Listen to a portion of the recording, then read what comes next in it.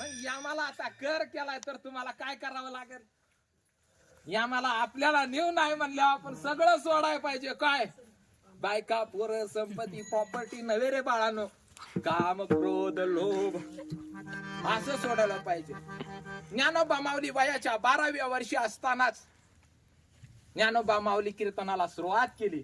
आमचं वय 21-25 गेलं तरी अडकत कॅशिट चालतं विठ्ठल.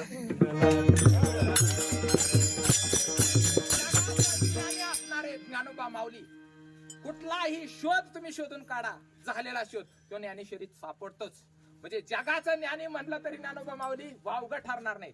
सगळंच ज्ञान जर कुठं असेल तर ज्ञानोबा. आता तुम्ही म्हणसाल कसं काय? कारण जन्माला येतं आणि तुम्ही मरता जन्माला येता हे कशात आहे? ज्ञानेश्वरी मध्ये सुद्धा आहे.